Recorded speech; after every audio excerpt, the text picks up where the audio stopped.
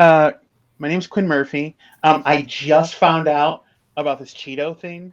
I'm gonna have to interrogate y'all later about this. That was not in here, but on a serious note, I am a computer nerd by day and freelance game designer by I would say night, but really like the rest of the time. And yeah, I'm just super excited to be running this game, be playing in this game. How about Brandy? Hi, hello, everybody. I am Brandy Rose. I am a talk show host, producer, and as well as game designer and voice actor, amongst all of the other things.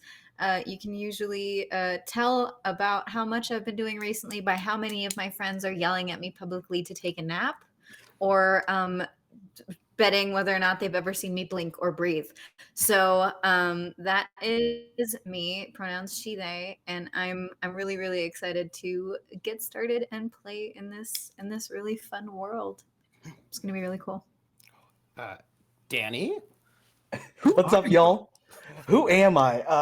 My name is Danny. My pronouns are he, him, and you can find me all over the internet at Brutal Dan. I create content all throughout the interwebs through Twitter and Twitch and TikTok. And yeah, I'm deemed the internet's emotional support himbo. And I'm also the community manager for Roll20. Hmm, honey? Hello, everybody. Hello, I'm Honey, aka Honey and Dice. I write games, play games, run games, and I'm so very honored and happy to have been invited back to play another game by one of my favorite game designers. So, thank you for having me. I am the creator of the Embrace the Initiative workshop, and I do a lot of DMing, helping people become more comfortable and confident in their hobby. But mostly, I'm just around telling people that they have value, they're amazing, and that my world is a better place because they are in it. And I'm excited about telling this new story with you all.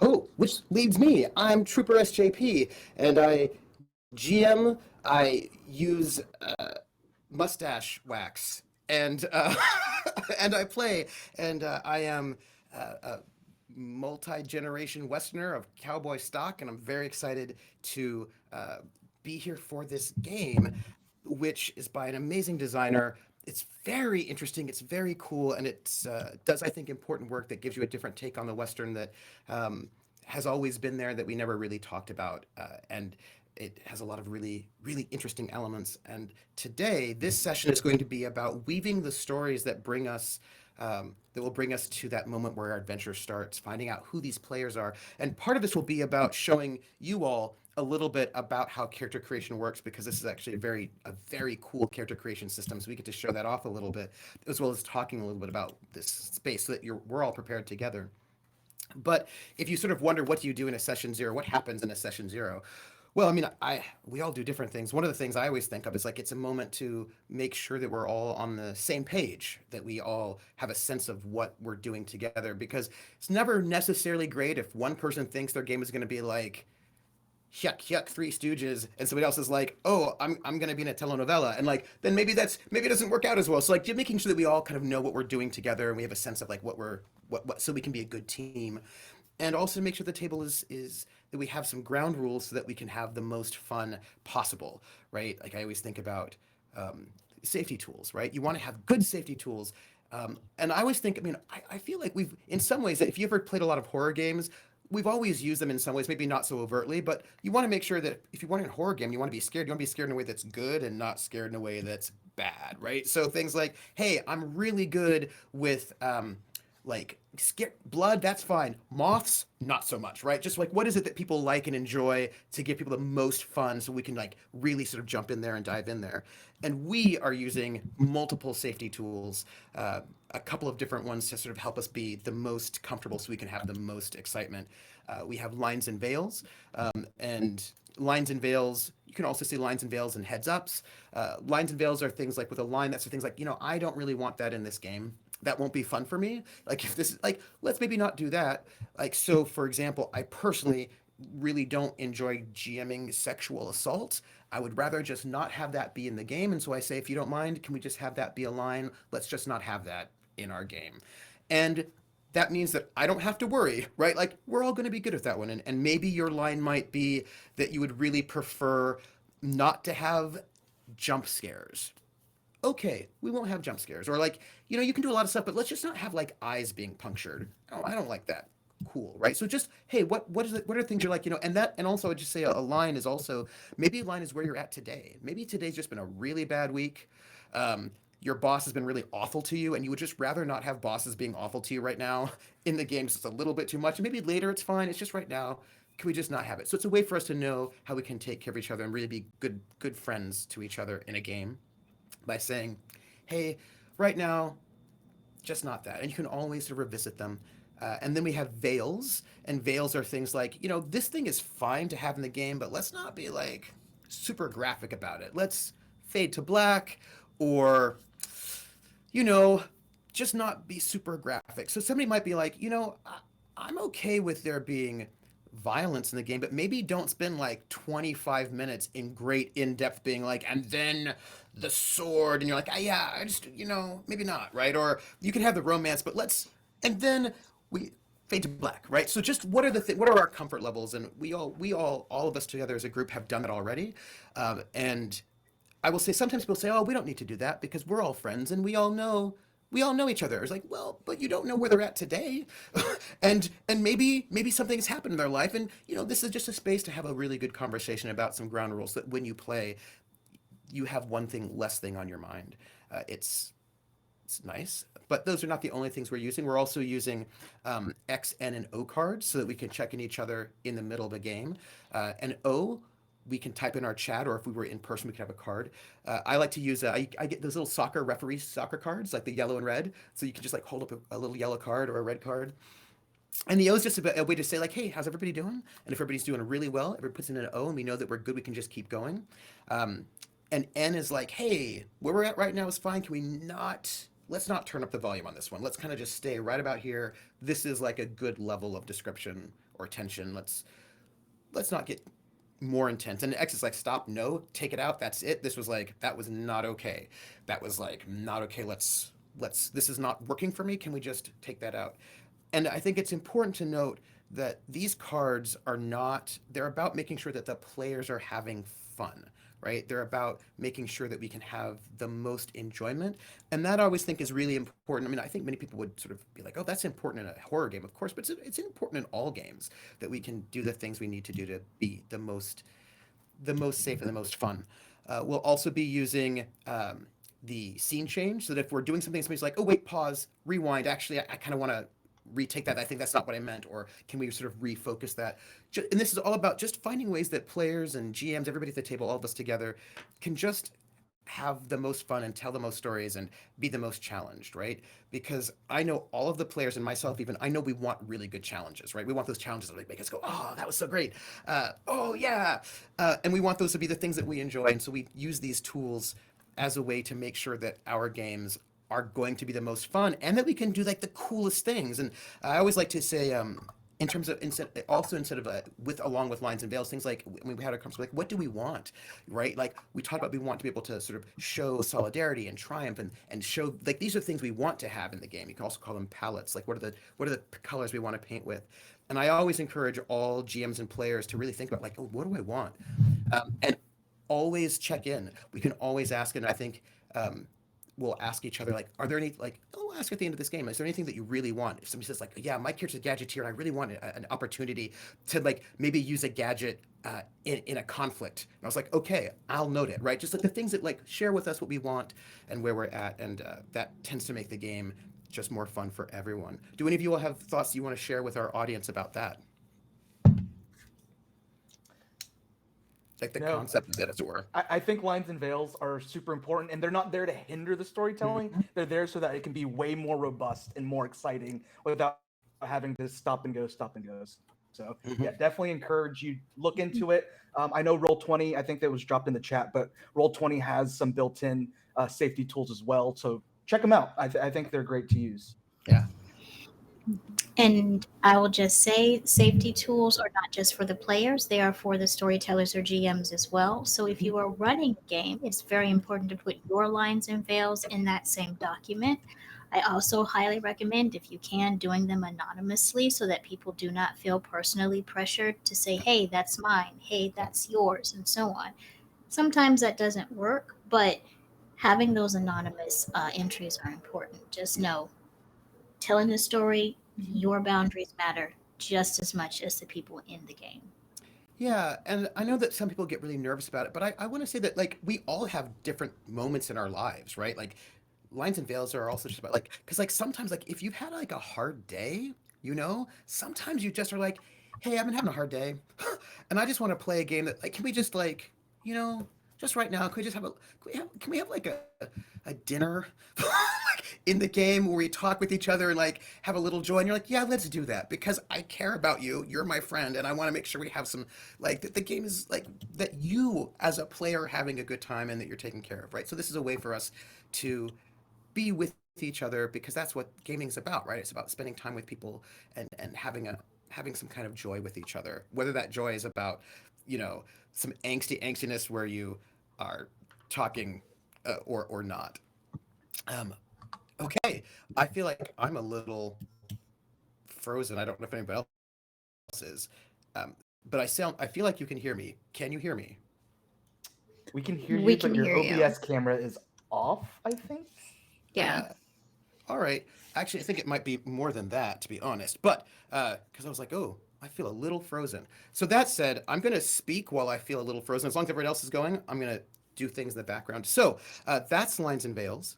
Um, I'm going to say a little bit about the setting while I am very subtly doing madness against, right, with my tech as we are speaking. So this is Haunted West. This is a game that is set. It's a Western game by Chris Spivey for Darker Hues Studio, and it is a game that is set in an alternate history. It is set in. It's mostly the history that we know, but one or two things change, and those changes um, made sort of rippled through with larger changes. So I would say, for example, the big moment of change is the fact that the you all know that Lincoln was assassinated, right? When Lincoln was assassinated, that was actually a plot to end the Civil War early, and they didn't plan to just assassinate Lincoln. They planned to assassinate Lincoln and his vice president, and also like the Secretary of State. And in this particular game system, in this alternate history, Lincoln was assassinated, but so was his vice president. And with the vice president and the president assassinated, who came to power was Benjamin Wade, who was a radical reformist Republican who believed in universal suffrage, that women should be able to vote, and that we should maybe not be oppressing and stealing lands from indigenous peoples. And so we end up getting a reconstruction that is more effective and a different path for the United States that allows for more. A bit more justice than the one that we got much earlier. And so that is the setting of this game, Haunted West Reconstruction. Say to me what kind of concept you're thinking about for your character and why you chose that particular one. Do you want to keep the order we did last time, or do you want to go in sort of?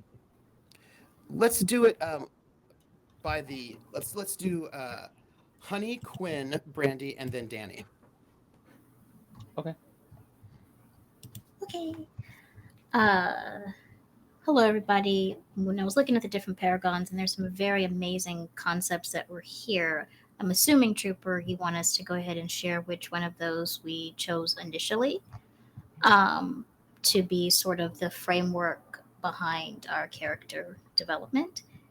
Um, and if I've got that correct, I chose the hunter, um, someone who is one with the land, someone who has learned the different herb yielding plants, how to track animals, who's really good at finding things that other people cannot find, um, as well as someone who may use more traditional weaponry with different knives and archery and so on. But I'm not going to go too far into that until we really see what these random roles result in as we build the character.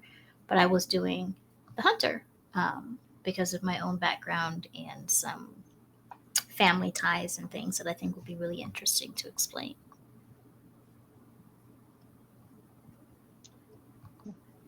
Um, so I think for me, um, I have Moses Jackson, um, and his basic concept. So his paragon would be practitioner, who practitioners are kind of like.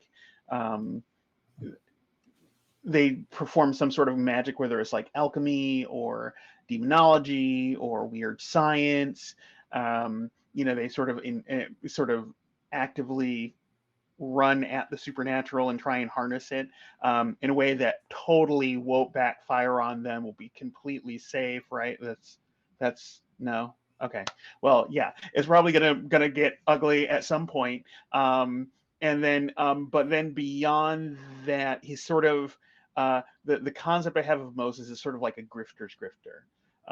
Like Moses is the kind of guy who regularly talks slick to a can of oil and like some fair amount of time gets away with it, and then the other time hilarity ensues, and going with that, the magic that he's a practitioner of is demonology.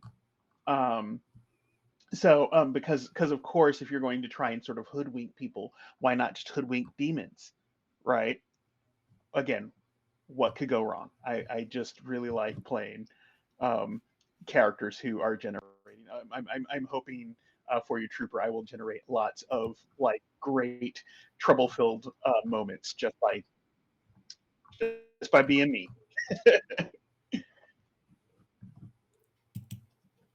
Beautiful.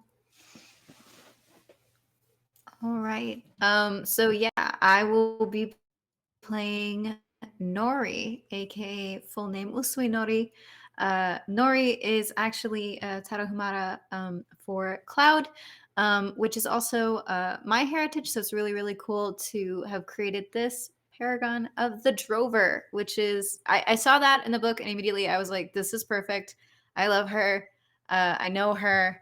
I can see her. Some of the historical examples that came up was like to have like rodeo riders, famous like cattle rustlers, trail bosses, Mustang runners. I was like, I love her. I love her so much. I can't wait. So I'm really excited to kind of explore this. I love that it's like sometimes celebrated, sometimes derided. You and your house make your living on the trail with grit, skill, and the knowledge of the ways of man and beast. I thought it would be a really great way to integrate also like the heritage of like being indigenous and living more like in a with a principality of like being one with your environment and the land. So I'm really excited for Nori, the rodeo queen. And the like way that I've interpreted her being a drover is that she is a quick-witted haramuri, which is the actual name that we use for our people. She's a traveling rodeo queen who can get what she needs with the flash of a smile or of her lasso, whatever it takes. I know that she's 20, and I know that I have 10 pages of notes of her personality to fall back on, which some of you in chat might be familiar with my habits of over preparing. So yeah, I'm very excited to explore even more and like answer all of these really fun character building questions with everybody and everybody's really cool characters. So exciting.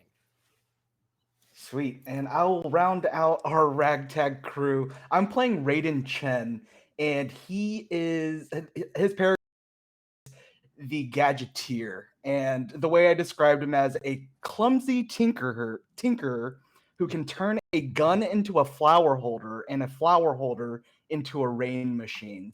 So I picture Raiden as a very enthusiastic and maybe naive, but also he just wants his hands on everything. He always just wants to be involved and tries to see things in a different light. How can you turn something mundane into something fantastical? And sometimes that might not be the vibe, but he's going to do his best to try, and things will probably blow up in his face. He probably always has smudges all over him, dirty hands, dirty fingernails, but a very enthusiastic, believed in the future, knows that like in the year 2000 we're gonna have flying cars and look like the Jetsons. So that is his life passion, is to get us to that place.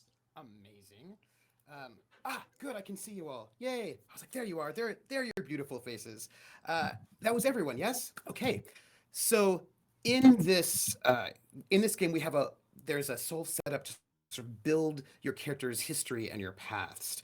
One of the first things you do when you sort of run this game is you pick your traits.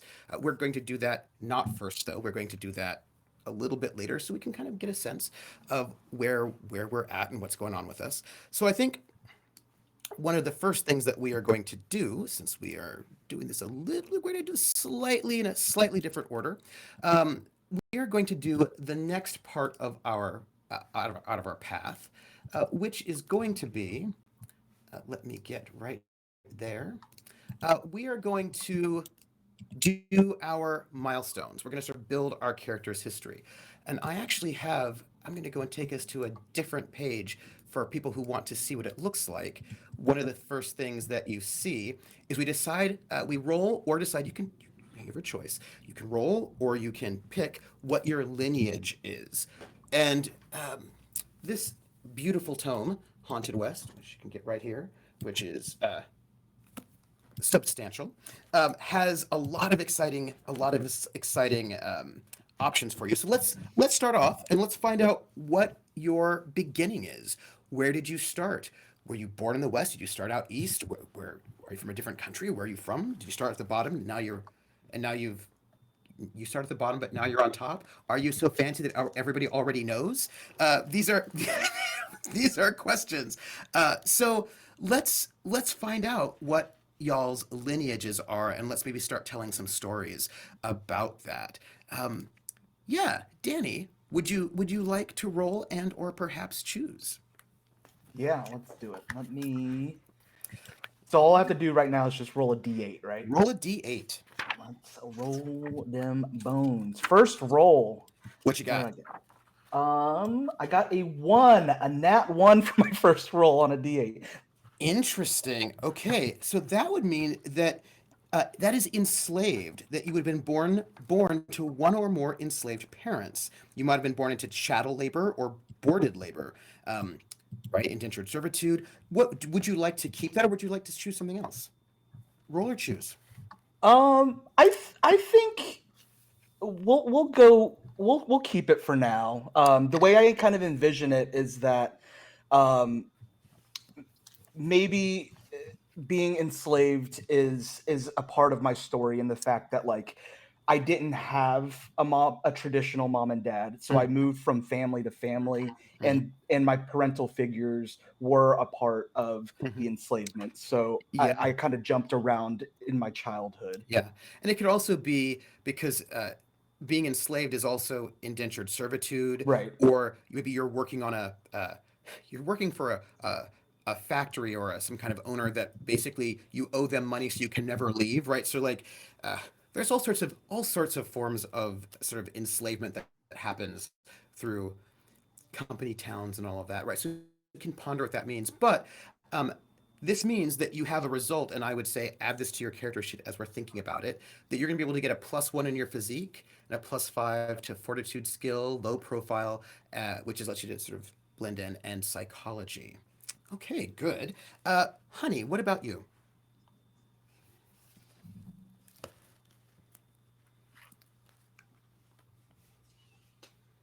You can roll virtually or in person, whichever is best for you. A good d8. Oh, you have a 6. That is indigenous. You grew up in an indigenous family.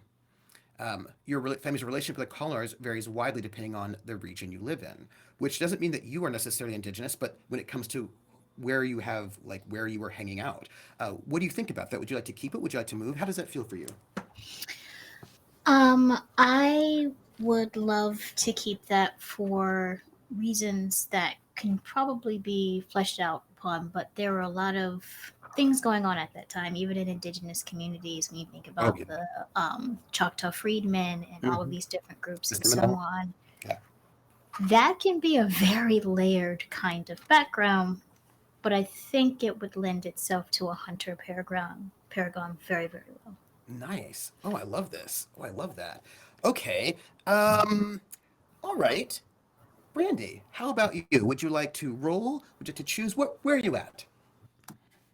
I decided to choose because I'm also using this as a way to kind of represent my own background. I was like, what is very like traditional for like the Raramuri is like they stay typically like very like in their community, and we are a people that are still like 70,000 people strong of people living like just in the community speaking the language, not to mention all of the people like me who have come from families that like ended up splitting off and like moving around.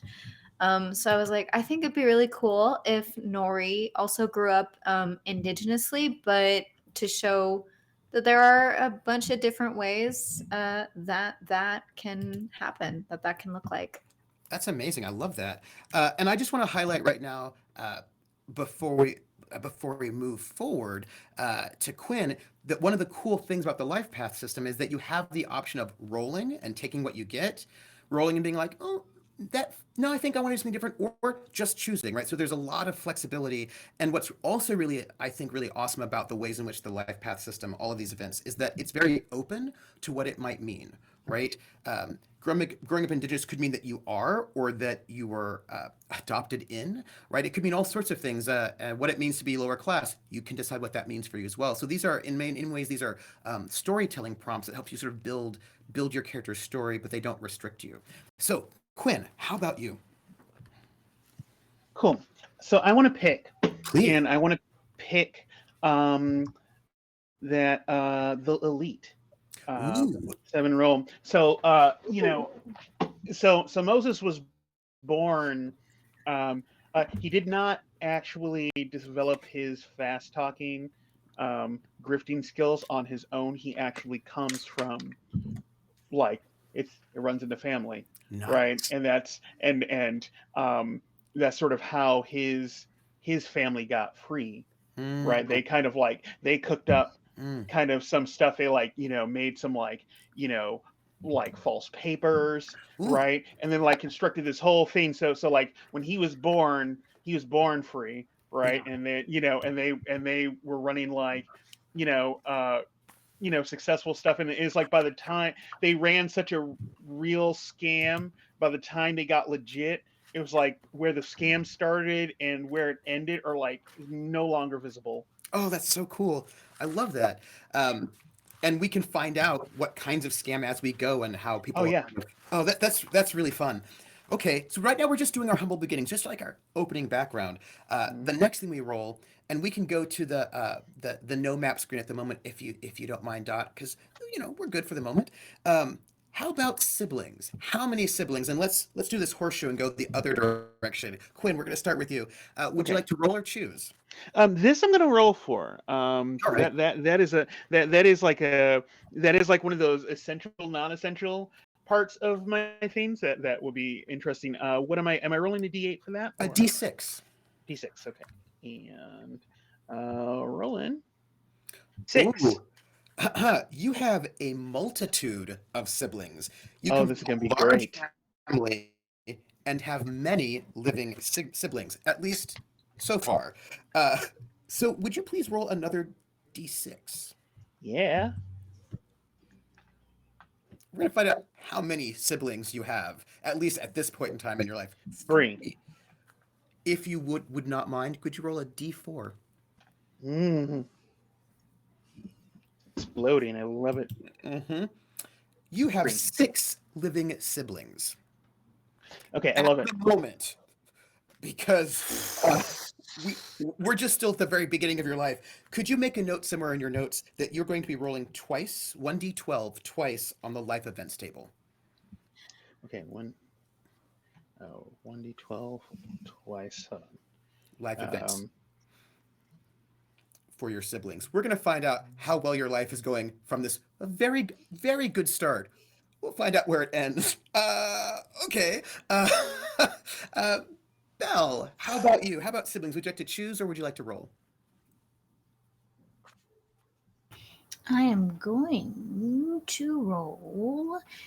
If roll to, okay, there we go. So 1d6. Yep. So excited. What we've got here. Oh, Oh. you're an only child. How do you feel Yeah. about that? That can work because, like you said, there's some stuff that can Oh, yeah. happen in roles, and I think for my set of parents, like biologically, I was the only one. Yes. Yeah. Oh, I like that. Okay. Please note, you're going to roll 1d12 on the life events table. Okay. Danny, would you like to roll or choose? I'm gonna roll. All right. Oh, I'm obsessed with these random tables. I think this is such a fun thing. and I love how you then have to interpret what that means. Oh, Yeah. okay. Twins. How do you feel about that? Let's do twins. I have an identical or fraternal twin. Ooh. What That's would you cool. like? I would like an identical twin, and I'm picturing we got separated at birth. So there's been like whisperings of like I have a sibling out there, but I think maybe through my indentured servitude being enslaved, we've kind of gone through like 2 different life paths, and there's just been whispers across town that there's somebody else like me out there. Will you roll a 1d4? Oh, yes. Mm-hmm. 3. Okay. On a 1, it would indicate that your twin died in childhood. Or you think they did, but you don't think that, right? So, but there could have been some exciting drama. So please make a note that you will roll a 1d6 on your life path, your life event table. Cool. To sort of think about your twin. Which, Wow. I know, right? I'm already excited about this. Brandy, choose or roll. I did actually roll, and I rolled a multitude. Nice. So I ended up rolling 5 siblings who I have named, and I have their ages. Oh, I love this. Okay, this is the best. Also, I love that. So we have 2. So you are going to come together as a posse in the end, and 2 of you, like one is an only child, one is an identical twin, but without that twin, and the other 2 have huge, so far at this moment in your lives, living siblings, and that is very interesting. Which gives us the next question, which is who raised you? We know when you started, but who raised you? Brandy, would you like to roll or choose? I rolled, and that was a bit of a shocker because I was like, "Oh, this is like a lot of like siblings. What would it be like to grow up there?" But then I rolled a 6, which is extended family, and I was like, Oh. "What happened there?" So, Because I don't another have family Nori member as the raised you. baby. Oh. That's So interesting. I have who raised me. I have it as aunt Bahui. And on Bahui, I was like, yes, this is the aunt. And then I decided to like, it didn't say I can't. So I split up the siblings. Some stayed Oh. with the parents, some stayed with Nori and Bahui. Oh, that's very exciting. To keep that. So now, of course, there's a question, right? Why? What happened there? I suppose we'll find out soon. But what happened there? Now I want to know. Okay, all right. Honey, how about you? Who raised you? And that's a D8 if you'd like to roll. Oh, 6. Extended family. Another family member raised you. How do you feel about that? I think thinking along the lines I am with the where she was born, to whom she was born, that she was only child. Depending on life events, there is a chance she ended up with a member of the extended family because her other parents could not, her biological parents could not raise her. Yeah. Okay. All right. So make a note. 1d10 on the life events table. Hmm. Mm-hmm. Mm-hmm. Quinn, roll I or am rolling here. rolling. I had a thought here, but it's like the rolls are just so fun. It takes you like someplace you just did not Adventures. expect. Yeah, yeah. Like you can Yeah. also do both. Yeah. So let's 5 orphan. Ooh. Both parental figures Ooh. died, left, or gave you up, and you're alone with your multiple siblings, right? So, how do you feel about that? Um, I think that's good. I mean, I feel like I don't know. Like I feel like in this situation in the Griff sort of family, I Yeah. feel like we're doing sort of like absentee anime Yeah. dad kind of thing, like like I'm going to teach you by not being here, Oh, and yeah. like you're gonna you're gonna like learn all your life Ow! lessons trying to find me kind of Oh, thing. yeah, yeah. So yeah, because like orphan, like maybe you don't know what happened to your parents, right? So it's you and your siblings. Oh, that's interesting. Um, roll 1d4 on the life events table is what you have.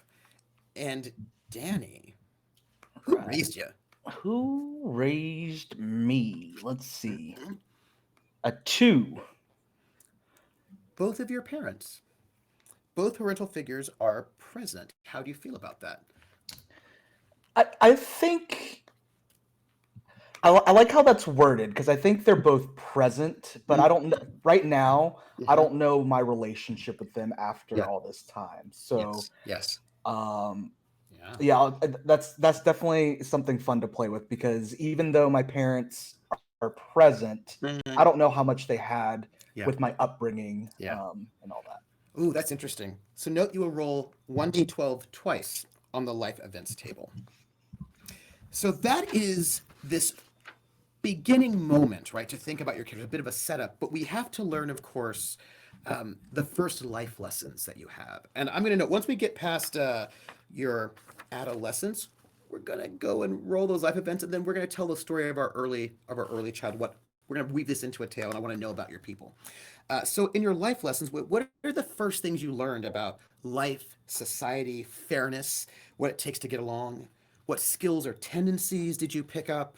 Uh, you know, what happened to you in those early moments? Right? We're talking like 5, 6, 7, 8, like this sort of era of your life.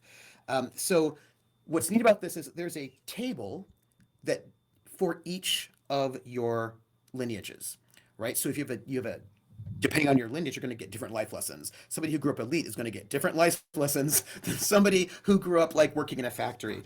So Danny, your character grew up not free. So that would be page 129. There is a table there for the life lessons that you would have learned as somebody whose lineage was enslaved, and that is a D6. All right, let's If you'd see. like to roll or choose. Yeah, I'll roll. Let's see. A 3. A 3 is field enslaved. Working in the fields, you can also think about like any kind of sort of outdoor sort of manual labor, right? Became your family's back, bent your family's back, but never broke it. You've witnessed and experienced horrors and atrocities no one should ever have to. How do you feel about that? Yeah, I think that's pretty cool, and I think that's kind of what has drove me to look into science and trying to create things so that my family in the future would not have to Yeah. experience those atrocities. Okay, so now I'm going to tell you now this is very cool about building your character. It gives you when you sort of have this moment, there are impacts for what that means. And so for Danny's character, that means one, he's going to get a +1 to his physique because you had to do a lot of physical labor. And now Danny has three choices to make. He can get a +10 in either the athletics or the fortitude skill. He gets to choose one of those two, that pair. +10% in either dodge or resilience, or a +10% in either trade or observation. And you can choose how your character went through, right? how that sort of shaped those early experiences shaped you. You know, are you more athletic? You can like slip out of those things, or can you just take it physically? You know, are you really good at dodging, or like just mental fortitude? Like how did this experience shape what kind of skills your character had?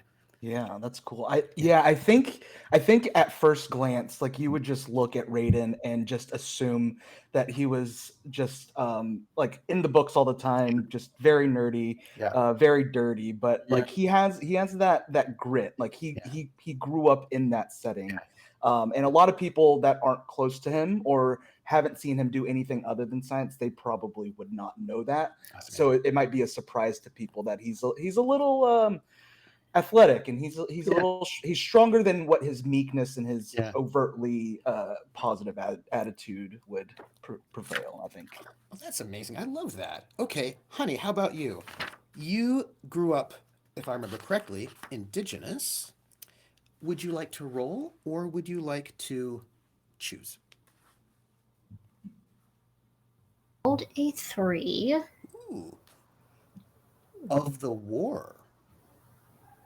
Your family taught warfare tactics and the use of weapons. Your skills were honed in battle, and enemies fear your prowess. How do you feel about that? I like it. I think I'll take it because that's going along the tip of where I was talking about the archery and Yeah. so on. Oh, nice. And we're gonna and like I'm gonna ask you all when we finish this part what that means and how you pull that together. And so you're gonna get like a +1 in physique, and you might get Mm-hmm. a +10 in archery or long arms, dodge or stealth, resilience or tactics. And so with each one you get these pairs. All right. Mm-hmm. Okay. Okay. Brandy, how about you? I rolled 6 of the cunning. So that is interesting. So your family has no qualms about taking the money or goods of the colonizers. They are living on stolen land after all. Your family knows the value of hiding their intentions, though, which will give you a bonus in reflexes and give you choices between business or trade, convince or ingratiate, deception or legerdemain. And I assume you've made some choices on that one. Uh-huh. I have made some choices. I Ooh. have. I've made a few choices. I think I thought it was interesting, and for characterization, I was thinking of like, well, if I lived with the aunt, and I Mhm. was like, well, I had already decided like Drover, like she's a rodeo queen. I was like, maybe she learned it from her aunt. Also, I didn't say so earlier. I made all of the siblings sisters. It's Nice. just a bunch of girls. Love it. Love It's, it. it's 6 girls, and this aunt suddenly had 3 of them. I was like, you know what? If you are indigenous and you are traveling and you are a performer, Yeah. I think it actually fits really well to like have the value of hiding your intentions and Yeah. being able to be like, I am genuine. I can be genuine. I am here to entertain, but I'm also aware of my place Mm-hmm. in the different places that I go through, and I am aware of how to navigate situations in a way that is like smooth. And it fit really well with the initial thing of like gets what she wants with the flash of her smile or her whip. And I was like, you know what? Actually, I feel like that could work really, really well. I did leave the business or trade slash convince or gratiate. Like I left those choices up for us to go through together. I did leave us a little bit of homework that I could still interactively do with Nice. everybody. But it's still just like how do you feel like what do you think about that? I love that. Okay, Mhm. Quinn, elite. I am not rolling this one. I am picking this one because I got one Pick that's it. perfect in mind. One property. So like the way I'm envisioning Oh, it is like in hope, like basically, like again in this sort of like anime parent, we're gonna like, leave you one day so you can like find out yourself. They just kind of like left us with a family business, which is like some big kind of like saloon slash gambling den slash xxx. There's a whole bunch of stuff that this place is into, oh, I love it. and that's like the family, and then me and the siblings like run it. Yeah. Okay. Okay. So I'm just sort of, I want you to picture this right now. So we have Hope, right? This town that is not that old of a town. It's probably like 4 or so years old. And in this town, there's a saloon. You and your family, we can figure out what that means, own it. And you have a ranch and a saloon. So I just want you to know, like, that y'all as a collective have this ranch and you have the saloon. So your group of people are quite important in this town, right? Like you have Mhm. you're like you're important to this town, right? So like I'm loving what this means. Like, what does it mean to be a grifter or a traveler who all of a sudden in various moments, right? Various people who have lost people who now have this space and people now will look to you, right? That'll be really interesting Sure. to see how that develops. Yeah, like I'm seeing it as almost like it's like we're like ground zero of the dirt Yeah, that gets done, right? It was just like, that is sort of yeah, like I have a hard time seeing Moses being respectable, but he's respected because this is a place where you come to do these things. yeah, So yeah. which somebody has to do. And I also sort of imagine, I imagine that what it means to be respectable is different in this place, right? Like this is a place where different kinds of people get to be respectable than in some other kind of place. Because you're not in New I York, love it. right? Yeah. You're in Hope, and so what it means to be respectable is a little bit different, and that is exciting. Um, I love it. yeah. So this leads us with your adolescence. We have to figure out what happened in your adolescence, which is when you start coming into your own, right? So now you're hitting 10, 11, and you're making that transition from being a child to being close enough to an adult at this point in time. You grew up fast, and then you start getting freedoms and responsibilities and opportunities and, of course, dangers. And so you're definitely working at this point in time. And what did you spend your adolescence doing would be the question. And this is a 1d12 for each of us. And Brandy, I feel like you might have an idea. Uh, how did you spend your adolescence? So I rolled an 11, which I thought was at first I wasn't sure if I was gonna keep it, but then I was like, actually, I think that it's really interesting. And that is raised by Because engineers. yes, raised by engineers. So I like the little blurb. It says, as a child, you took everything apart so you could learn to put it back together. And I was like, actually, I think that translates really, really well to a professional people person because I'm also a professional people person. Yeah. I definitely took some stuff apart as a child, and I was like, it'd be really cool to take these skills, especially because it gives you those choices. Yeah. And I thought I would be like, okay, there's a lot of ways that you can take the skills of taking things apart and figuring out how they work and applying it to people and reading people and figuring out how they work quickly. And I was like, that would actually be really, really great for somebody who was raised by the cunning and somebody who is like a professional like entertainer and traveler. And I thought that actually meshed really well. So I'm going to keep it. Yeah, and I'm thinking myself, like I can imagine if you're like part of like if you're like a traveling rodeo queen, like I'm imagining something like you probably have coaches, right? Wagons, tents that have to be built up. Like there's probably like a whole sort of infrastructure that has to sort of be built up for for the rodeo and for this entertainment and then like brought down. So I imagine there are people within this sort of large group who are basically engineers, right? Who have to build these things. And like, Exactly. of course you'd learn that. Oh, that's so awesome.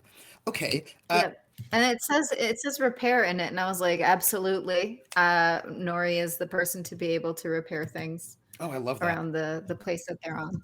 And hey, audience, what's really neat is that you always have a choice. Like, oh, do I want repair or tinker? Okay, do I want logic or mechanics? And you can sort of decide. It's about like, how did this experience impact like who you've become? Danny, what about you? Your adolescence. Let's see. I want to roll first, and then let's see what the fate Mm-hmm. hands me first. And I got a 7.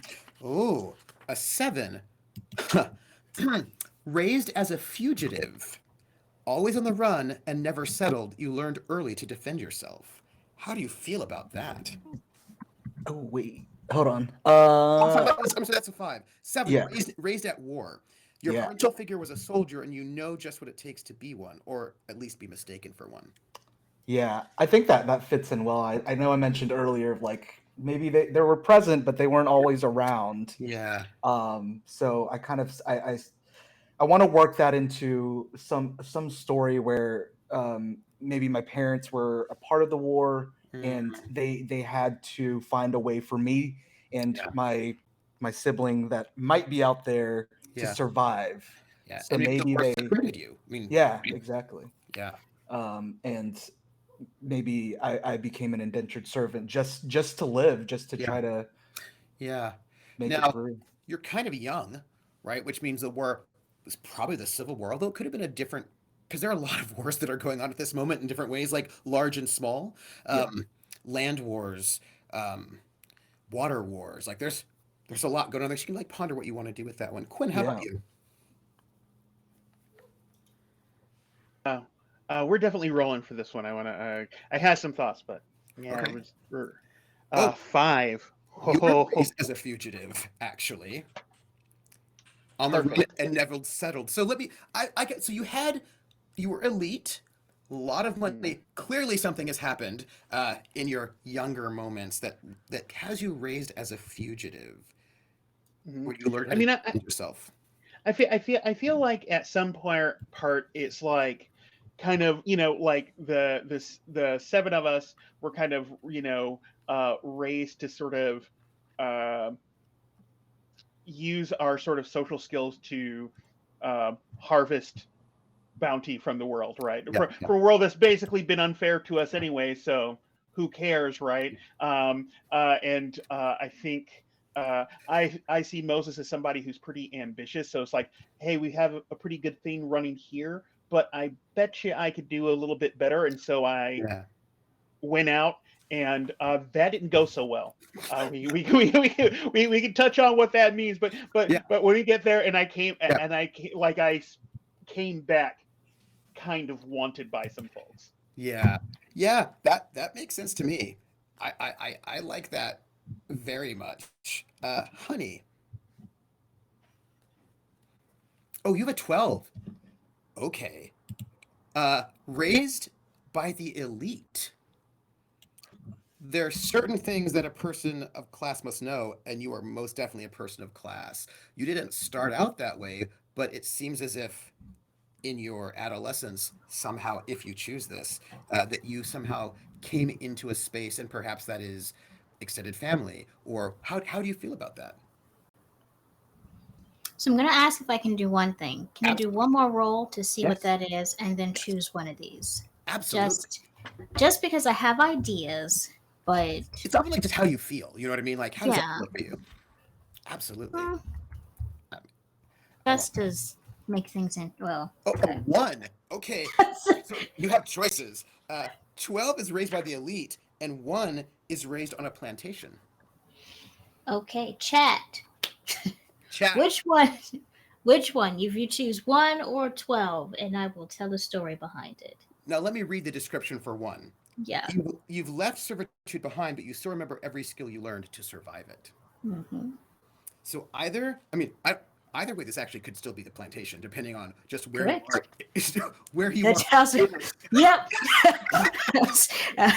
You read my mind. Like, Right? Like it could be the same space. Can we get a poll? Can I get a poll in here? Ooh, can I? I feel like there's a whole command for this, right? It's isn't it? Is it poll? Poll, maybe poll. seeing lots of 12 so far, though. Oh, I don't have permission to do that. I can't do it. One of our mods would probably have to do it. Probably people. It looks like people are voting Yeah, 12. 12. Yeah. Mhm. How do you feel about that? I can work with that, Yeah. especially with the history of people being born Yeah. into specific circumstances and oftentimes being selected or chosen by other families, Yeah. either as a, I hate to use this term, but a token or Yeah. someone that they're going to show that they're, oh, I'm so benevolent and so on. Taking this rough raised Yeah. survivalist Yeah. and say we're going to give you some class, and I've got some Absolutely. thoughts on that with my own Creole background, Yeah. Mm-hmm. of where I could run with that. Like she's been taught, she Yeah. she had to do the classes, she knows how to put on the dresses. Mm-hmm. Not her favorite thing in the world, Mm-hmm. but she was given, at least in her adolescence, some fundamental education in this regard. Yes, I love that.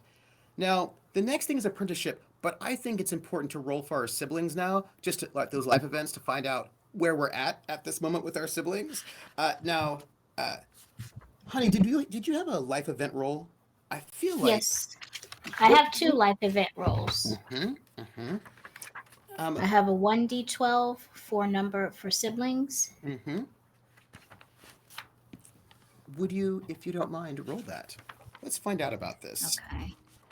Uh, let's find out about this. Your D12. life events.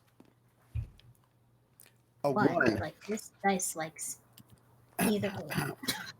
This is to capture the important events that have happened in your childhood. Mm-hmm. Attacked. Okay. Your home was attacked by outside forces. The attack resulted in the destruction of property, injury to yourself or family members, and possibly the death of one or more loved ones. How do you feel about that? I think it happened in fits. Childhood, yeah?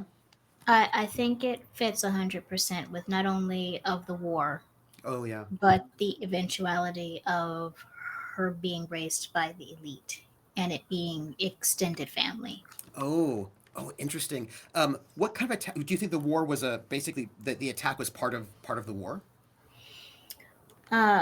It definitely lends itself to being part of that type of war and Mhm. people having to be on the go and endeavoring to survive and then Yeah.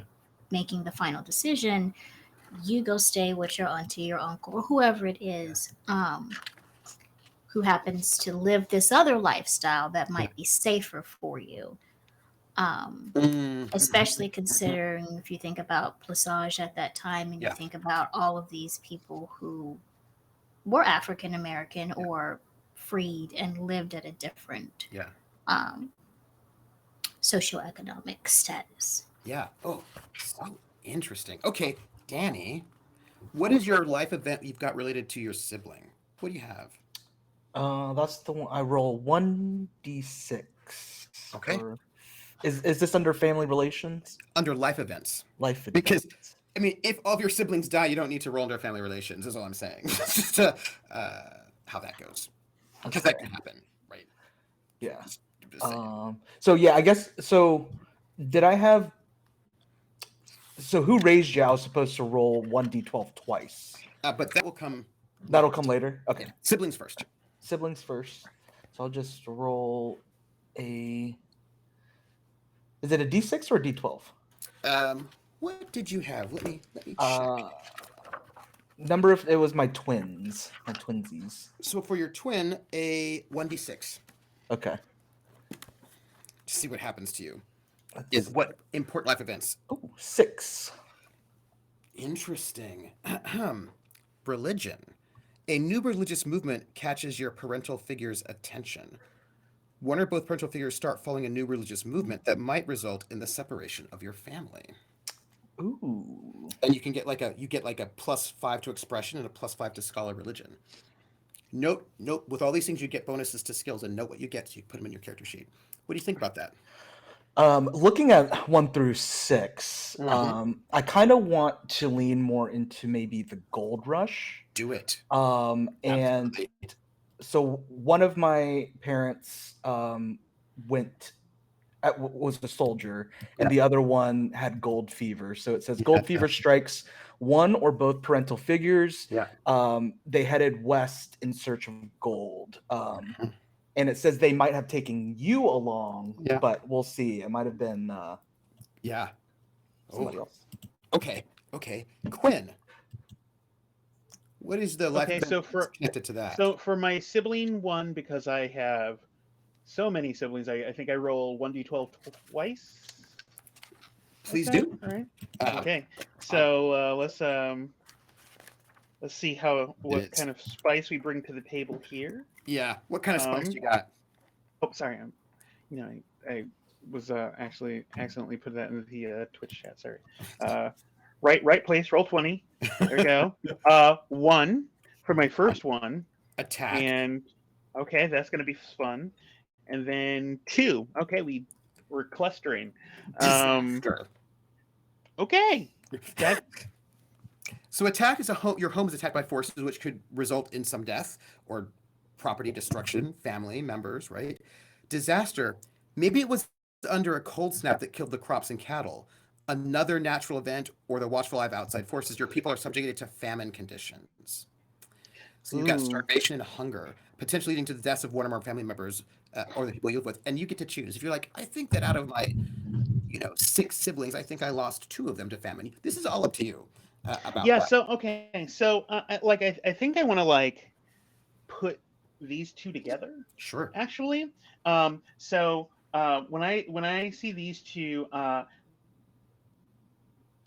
think like before we settled on the place and sort of like hope, Yeah. there is this kind of there's some like weird supernatural kind of event. Is like some like haunting of Hill House Mm-hmm. kind of like claimed, like maybe like just one sibling, but like that it took them, and then we kind of ran and scattered, and we sort of find out maybe about some curse or some kind of deal. Like I don't know. I think Can I, possibly. can I can I ask you a question? Sure. And it is not at all related to this adventure that's coming up at all. I swear. Okay. Oh, cool. That's great. Could I posit that for some reason, um, the land where you were at, you don't know why, you don't know how, started wasting away as if it were being drained of life forces, and then one of your Perfect. siblings started wasting away. Um, Yeah. you don't know why or what was happening. At first, you thought maybe there was something wrong with the land, right? As the land around your space just started to die, right? Hmm. But of course, it what like the drought seemed to be fairly localized. This sort of Hmm. drought where it wasn't also 5 miles over there. It was just this kind of area. And then when your siblings started like also wasting away, it was very clear something was not right. Hmm. Right. And then I think when the sibling sort of kind of that happened and completed, that's also sort of when the parents left. Yeah. And then I think that is probably where I sort of start on the demonology kind of road, is because I find their texts and Yes. sort of what they were dabbling in. Oh. Uh. This will be great. This will be great. Mm-hmm. Mm-hmm. Mm-hmm. Yes, it will. For no reason at all. Brandy.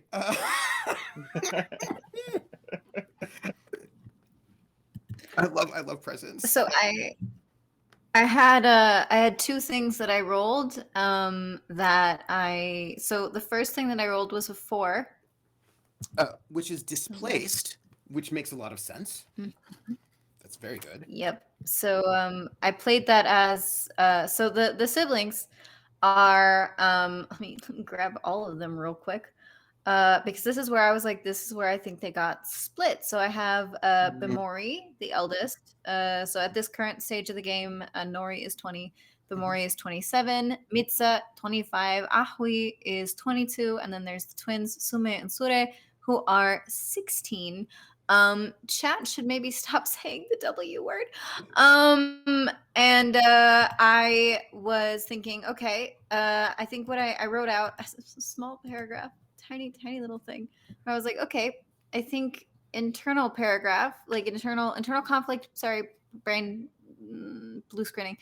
Internal conflict broke out between her family and maybe another that was within the community of like they were living with when they were very young, Yeah. and they had to leave the community, but without the support of a community, Yeah. with that many kids, that big of a family, they decided to Yeah. split them up. And so Micha, Ahui, Nori lived with Aunt Bahui, and that left the twins with the eldest sister Bemori with the parents. And then the next thing that I rolled, because this chart had it out for me, Oh no. Yeah. is 3. Oh, illness. Oh. Mm-hmm. An area Mm-hmm. where Mm-hmm. you live is overcome with sickness, which could result in the death of one or more family members or people you live with. Yes. And then I am evil. So I killed their mom. So I was like, I love a good evil player. Love it. Mm-hmm. Mm-hmm. I was like, for the drama, I was like, interesting. Illness swept maybe the family. Maybe they've been able to come back together. Honey. Got to I just had the hiding the face, and I was like, I'm not that evil, I swear. But I also named the parents, Sionami and Rahui. That's the dad is Rahui. And I was like, so maybe illness swept through the community while they were all traveling. Also affected their family at home. Maybe, if we want to make it really tragic, maybe accidentally from traveling, Bachwi and the girls brought illness to the family when they visited them again. So I'd say the twins would have been very small if she was a teenager, and the mom might have passed away from it. So yeah, I killed their mom. It was the That's my illness. bad. It wasn't you. It was the dice. It was the illness. It wasn't me. It was Yeah. the illness. It was the dice. Yes, Mm-hmm. exactly.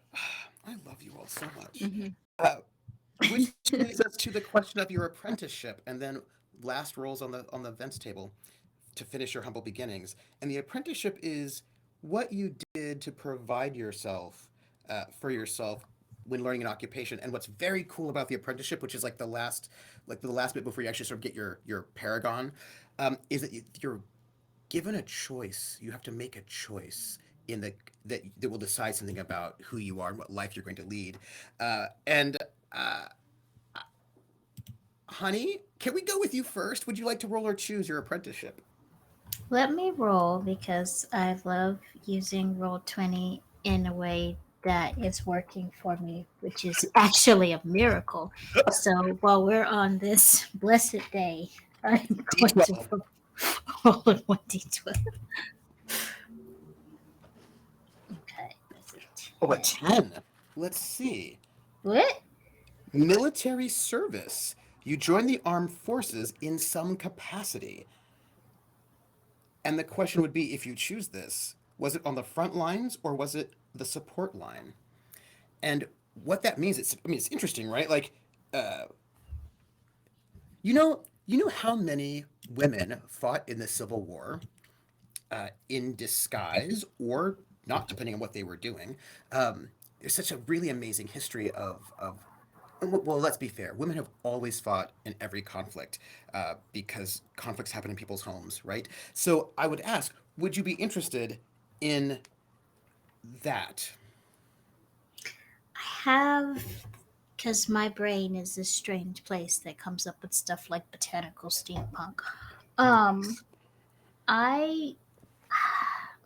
We know the war using comes that. to your place, right? Yeah. Yes, using that and using how I am seeing Belle in my head, it is very possible that even in disguise, based on her upbringing, how she was trained, the connection she made when she was taken care of with the mysterious family member and learning more about elite, and because I was choosing things like scholar and so on in there, it is very possible that in her own quiet way of seeking justice, that she went ahead, shaved her head, Yeah.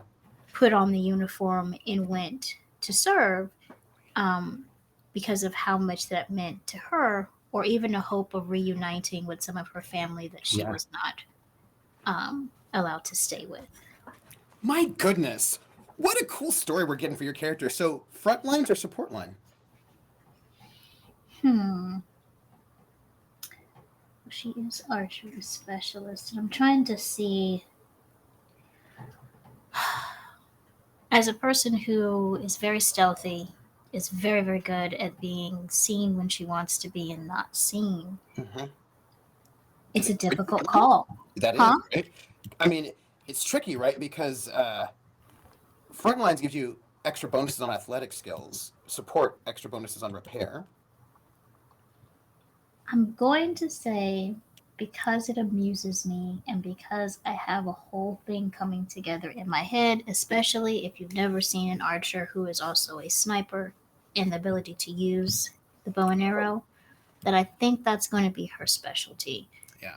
That she has an eagle eye, so to speak, and that is how she served. So we're going to go with frontline.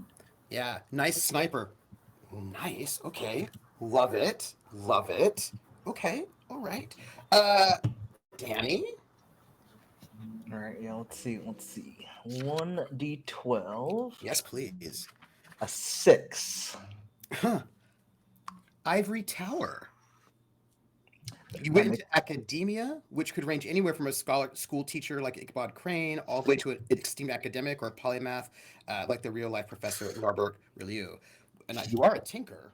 Yeah, I kind of like that. And I could choose if I taught Mhm. or if I worked. Yes. And I'm thinking that for Raiden, he went straight to working. Mhm. He would pick up any sort of odd jobs in academia to try to learn within that space because he Mhm. wasn't ever supposed to Yeah. be in those ivory towers, but he kind of like snuck his way in there.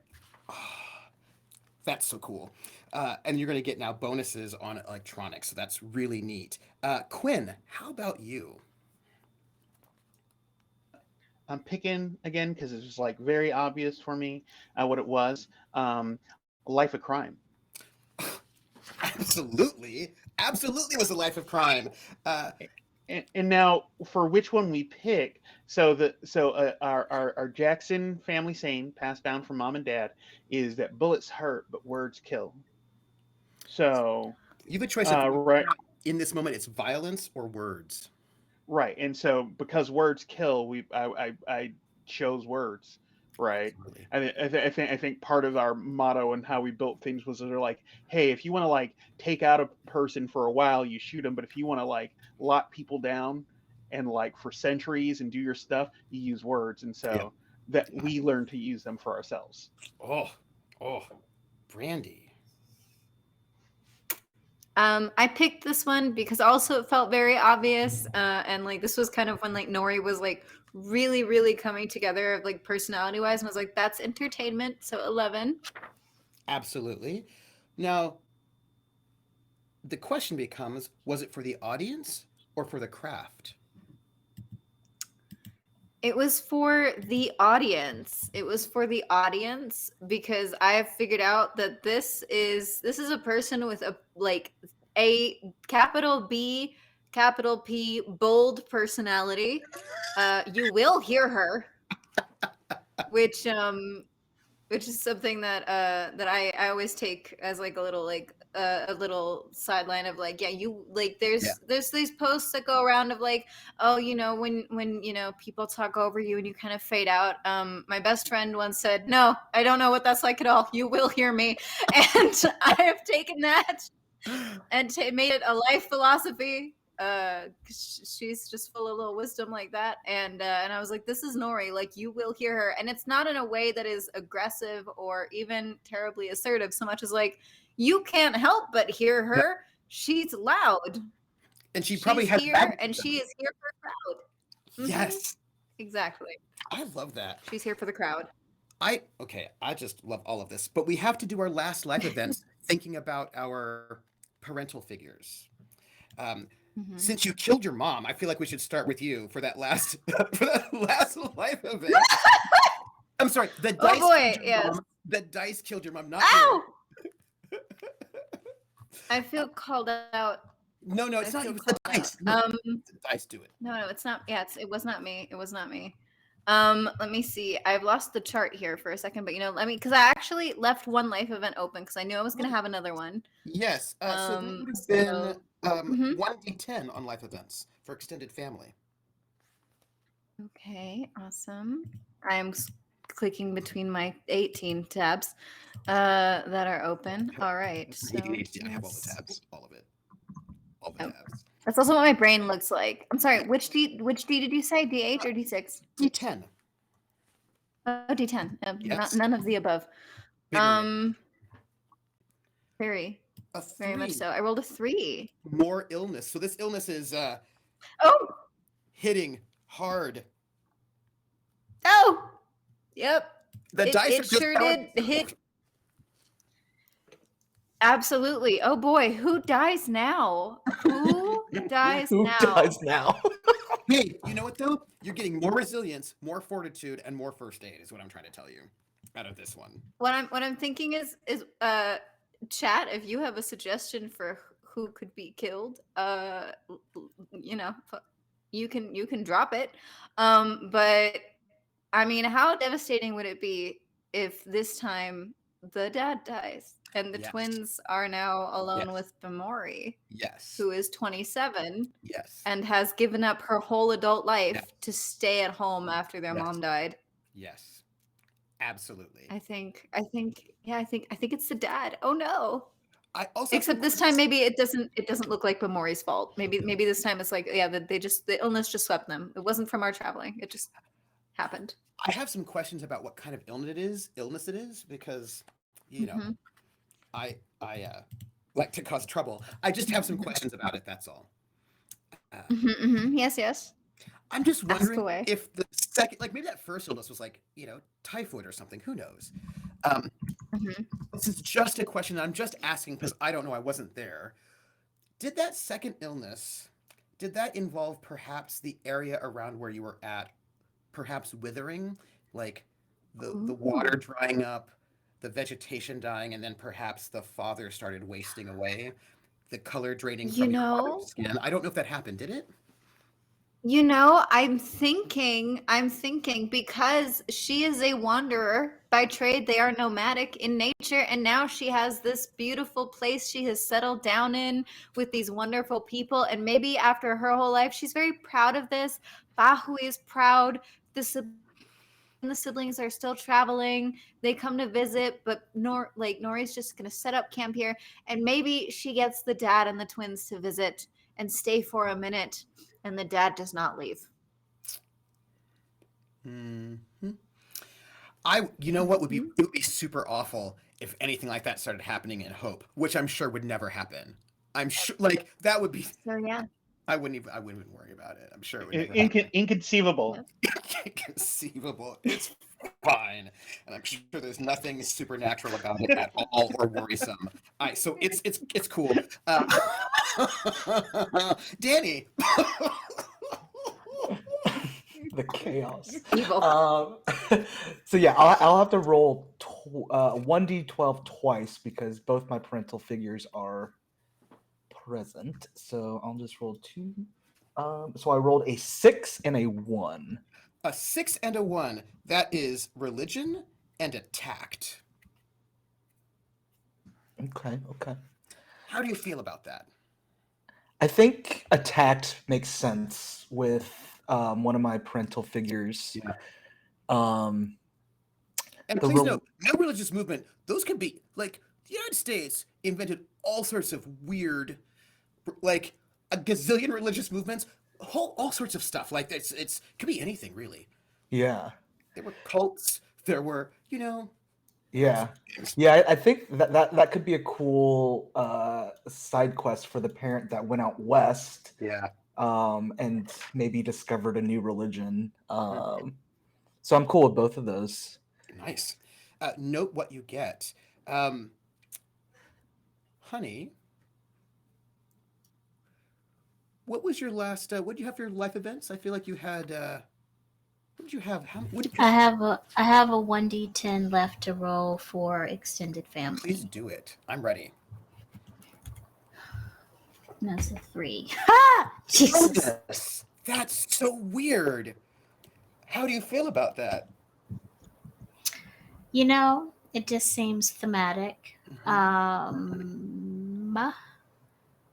Yeah. I mean, I can roll with it. I'm trying to see because she's raised with the elite before she leaves to go, serve in the military. But prior to that, It could have been in the elite, that moment where I'm just asking. I just have a question. Could it have been that you've been in some very elite plantation space with people with a lot of influence and money and all of that? And could it have happened? I don't know. I wasn't there. Could it have happened that weirdly, sort of out of nowhere, the crops at this plantation started to wither and die, and that perhaps somebody important in your extended family, maybe who had enemies, I don't know. I really can't say. Might have also started withering and dying from some sort of mysterious illness that the best doctors could not figure out what it was. I'm just asking if that happened. yes, and I have several touching and several hilarious scenarios in my head about how that went at the plantation in terms of in terms of, you know, the self quarantine. Where is Uncle so and so? In that house. Where did that house come from? You know, we don't know what's happening. You know, it's probably her aunt's, you know, fourth or fifth husband. Yeah. Yeah. And at this point, you know, Belle is not sure if they're just dying or if something more nefarious is happening, and that's why her aunt has this plantation, but it's just not going to ask and read a book. Like, this is. I'm sure it's fine. I'm sure it's Yes. fine. Yeah. Yeah. Quinn. Okay. Yes. I think I got a 1d4 left I believe for that is. for Hey, do you know orphan. Do you know what's in one? What do you know? What number is within 1 through 4? 3. Uh, I'm just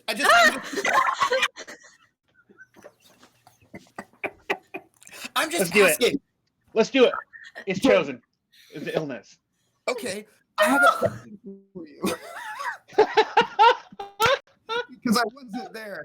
Could it have been that in some circumstance, a strange witheringness and illness that hit people, but also the surrounding areas, might have also hit some of your extended family? I don't know. I wasn't there, and I'm sure it has nothing to do with what might be happening next week that you might be concerned about in any way. I just have a question. It's just a question. Or was it like a flu? I don't know. I no longer believe you when you say you weren't there. I don't buy it. You were there. I never believed Trooper from the jump.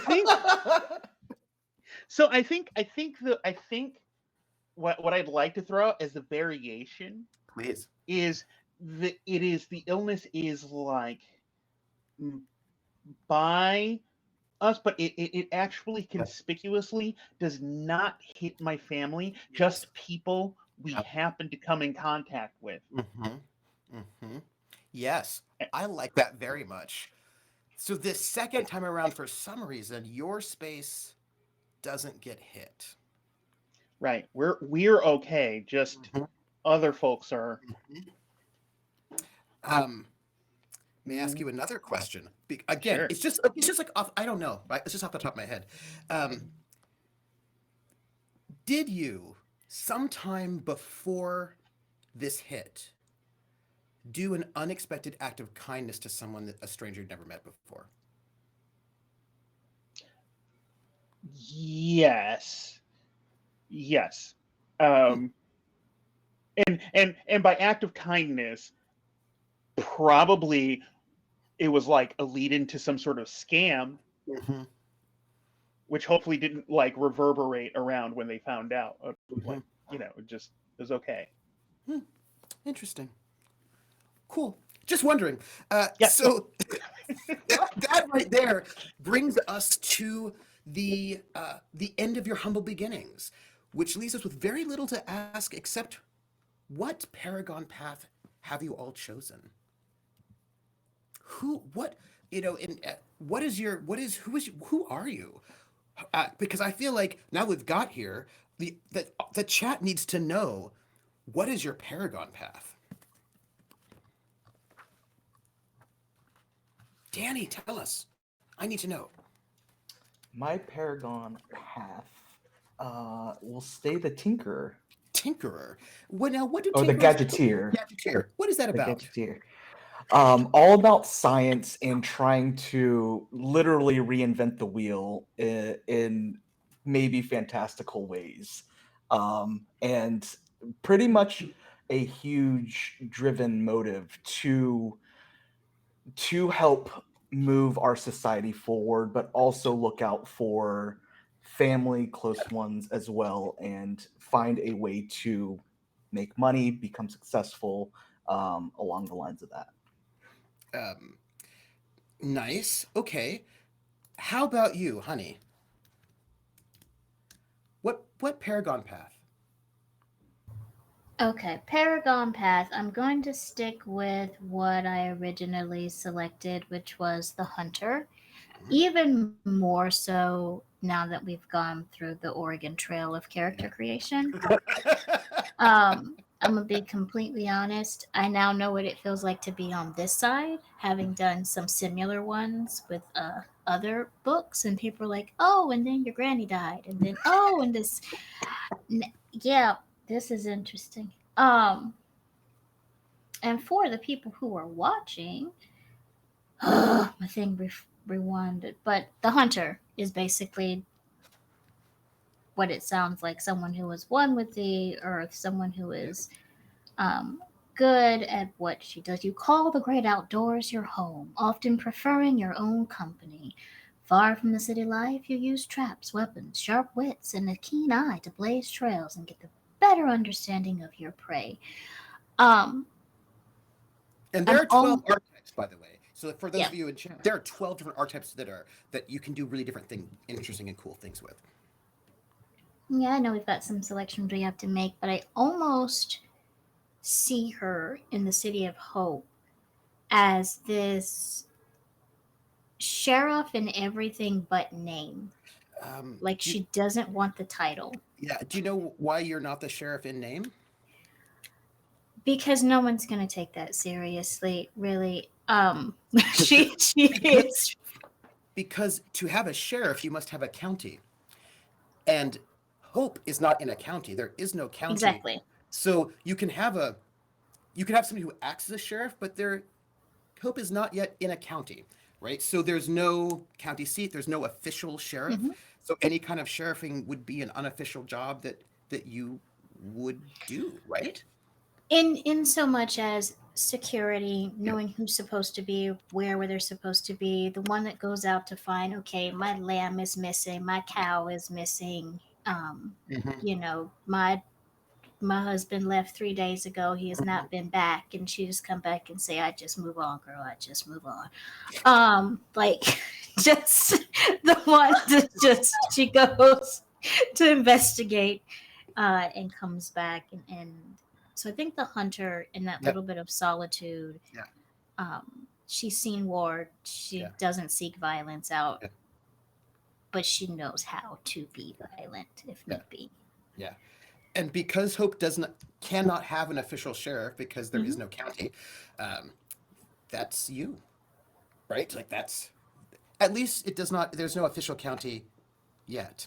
Uh, Brandy, what Mhm. Paragon path are you thinking of taking? So I'm going to stick with the Drover, which is what I had originally chosen. And what is that? So that is somebody who is like making their living with grit, skill, and knowledge of the ways of man and beast. Like one of the things that really stuck out to me is in riding, roping, and shooting, you have few equals, and your bravery in bringing back a stray or heading off a stampede is legendary. So this is somebody who is like truly like heart and soul of the like cowboy mythos, like heart Yeah. and soul of Yeah. the flashy side of being somebody from this time and Yeah. this epoch and this era. Yeah. And I think that that fits Nori to a T. I think for her role within Hope, I think she helps like run the cattle ranch that they have Mhm. in the way that Mhm. like she doesn't always have to be there in No. person, but she brings people and she brings money and she brings like people that want to come by because people are like, I want to have my cattle bred with the cattle from from Mhm. Nori's like town. This is where Mhm. she is, like this is what I want. They must be the best. I Yeah. want to see her perform. I want to Yeah. see where she is.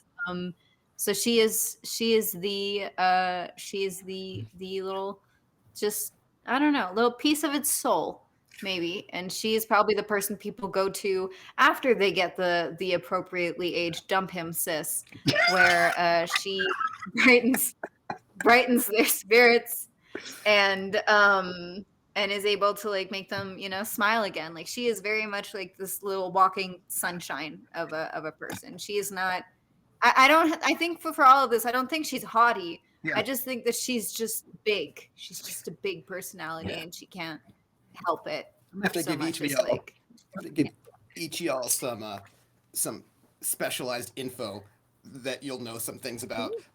I'm very excited for next week. Quinn, what Paragon path? The totally unproblematic practitioner. Interesting. And what do they do? They engage in magic of all sorts. It can be alchemy, it can be like weird science, Mhm. or there's this like interesting one called Nerd. demonology Huh.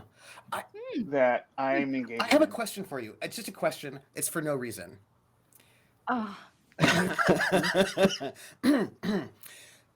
Do you think that maybe there was something not particularly normal about that illness that hit your area twice?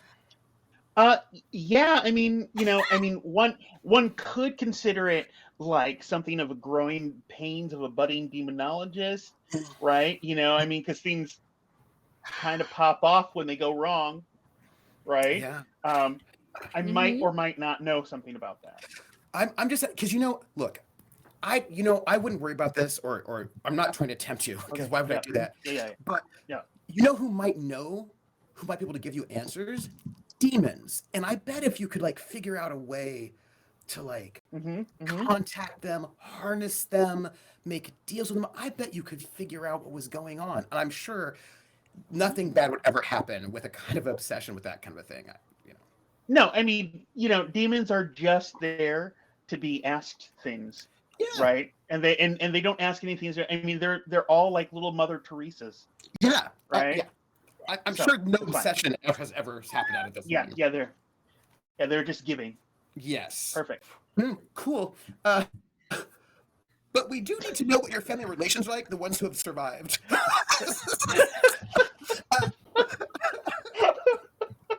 uh, and how do you feel about your weird obsession with demons? Like, this is a thing I want to know.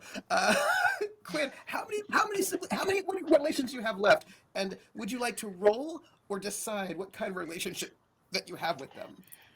So I can. I think we've only lost. So parents are gone doing whatever. But out of the six siblings, we've only lost like one. Mm-hmm, mm-hmm. Um, and the other ones are sort of around doing stuff. But I would love to roll for some just relations. So do we roll for each, or do we just like roll to For each, generally? Okay. 5d6. Okay. And we'll This decide what is you want to do with gonna that one. is gonna be good. Um. Okay. 5 3 5 1 3. One Mhm. sibling, actually, two of your siblings you have rivalry with. We'll come back to that Okay. one. A lifelong rivalry with this family member, always trying to outdo each other. Two of your siblings, you have that relationship. Nice. Uh, Two of your siblings are loved, right? They love you. They think the sun and the moon like revolve around you, and they would walk through hell. That's a mistake on their part, but uh, and you're going to get they will do it says loyal and willing to perform dangerous or criminal tasks to protect the paragon without being asked, and you're going to be getting allies for those two. And then you have one who likes you well enough, right? They like you, like they like you. um, can you roll me two more d6? This is about your rivals, what kind of Mhm. rivalry this is. Oh no. Mm-hmm. Mm-hmm. Oh, I love it. 2d6 you said? 2d6 please. Yep. 6 and a 4. Oh boy. One of your rivals, it's a friendly rivalry. You know, they like you, but they're your rivals. That's one of them. The other one does not like you very much at all, and this is a not friendly rivalry, and you're going to be treat this as a disliked with like a 2 jack penalty. So this is somebody who um, they don't actually like. This rivalry is not so funny. You know, you're like, oh, haha, rivalry. Yes, yeah, no. It's a little That bit more that serious. sibling that sibling blames me for the one who wasted away. Yeah. Hmm. Hmm. And what do you do in the town? Um I think like Moses basically kind of um deals with sort of like illicit like contraband. Good, like he uses the saloon as like a way sort of Mhm. to like fence goods and Mhm. things like that. I love all of you so much, so much. Danny, you have a sibling left, and do you have I have a sibling and 2 parents left. 3d6 if you please, 3d6. and note your results: a 2, a 1, and a 2. Oh, interesting. You have 2 favored and 1 liked. So for 2 people in your family, you are their favorite, and you can rely on them for help. And for one of them, they like you. So which of the 2 people of those 3 are you favored, and which of the 2 you are liked? Which of the 3? Yeah. Hmm. Well, I still feel like I don't know my identical twin. Um, Mm. so I think I'm okay. Like probably after I left my family's home to go pursue a life in academia and just being everyone's fixer upper and all that. I think I mended some relationships with my parents. So I think those are definitely the 2 favored. But Yeah. for my identical twin, I still don't know much about them. Well, I know about them. So Or are you? are they dead? How would I know? You probably weren't there. I don't know if you were there. I wasn't. I wasn't there. But let's say I know things about your identical twin that your character doesn't know. That's all. Um, so what were the other options Well, if I well, you didn't have roll? loved, disliked, and rivalry. Let's call it a rivalry. That makes Excellent. things spicy. A friendly or unfriendly rivalry. Very unfriendly. Love it. Thank you for that present. uh, uh, honey, how about you? I have, well, my parents did not pass away that I know of. Um, but I have my family, extended family member, who I have decided is a reclusive uncle. The one that was the extended family, and he just had a lot of wives and other friends.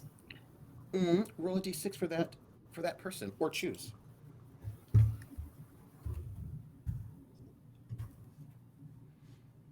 Loved. Oh, that's sweet. Do you take it? Sure, we can do that. It's a strained relationship, but yeah, he's probably very close with one of the family members. That's why he agreed to take me after the initial attack. It's just been challenging because of Belle's initial resistance Yeah. to, Yeah. why do I need to learn 3 different languages? Yeah. Aw, it's a little wholesome, right? Sort Mhm. of. Yeah. Okay. Brandy, I know you've rolled. Tell me how it went. I need to know. How? Well, yeah, I mean, you were right. I did roll. I rolled for everybody. So let's I go. know it. Aunt Bahui is 40. I decided she's exactly 20 years older than me. She's a cool aunt.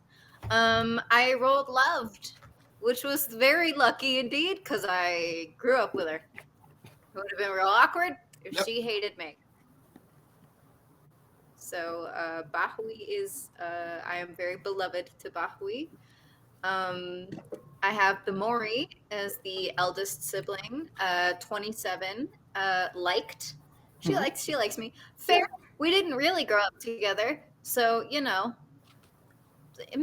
that's nice. That's cool. Mitsa, 25, friendly rivalry, which is interesting because Mitsa and Ahui are the 2 siblings that Nori grew up with, Yeah. actively, like, whole life grew up with. So Mitsa, 25, slightly older than me, about 5 years older than me, friendly rivalry. And then interesting, Ahui, 22, favored family member. Okay. So I was like, okay, well, we're closest in age, Yeah. Ahui Yeah. and Nori, so it makes sense.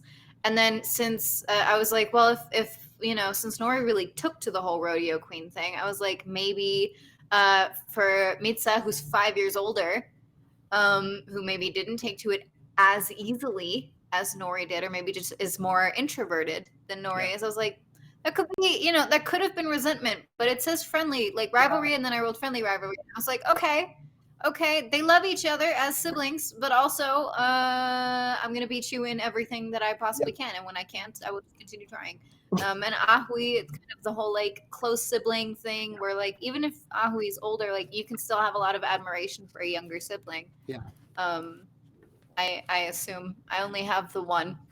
And then Sume, one of the twins, 16, one of the ones who grew up with the parents, I have dislike. She does not like me. Interesting. To be fair, in her mind, I'm probably the reason our parents are dead. Yeah. It's not fair, but because it's probably something else. But she's also 16. She's 16. Yeah. At 16, you get to dislike people because they breathed at you. True. Ironically, twin Sure likes me. Probably because she has the brain cell. Yes. My friends, we have basically our Paragon Path rolls, and everybody gets one except for Moses, who's old enough to get two. So, I would like Moses to roll their one, and then I want all of us to roll that second one together. Moses, you have a Civil War roll. Everyone else has an Old West roll. And in your particular Paragon, there is a special path for you.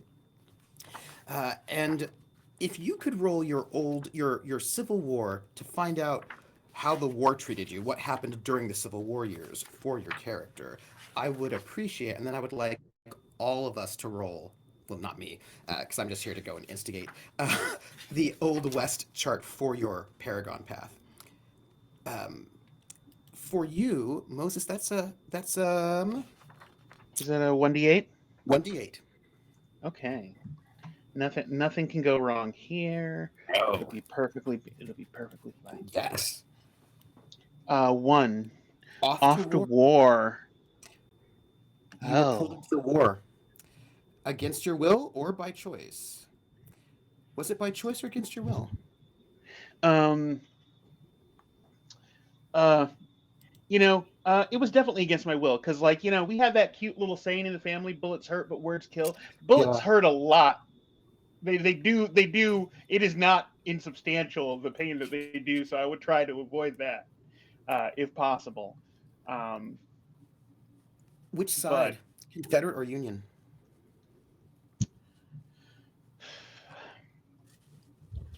How much drama do you want in your life is the question.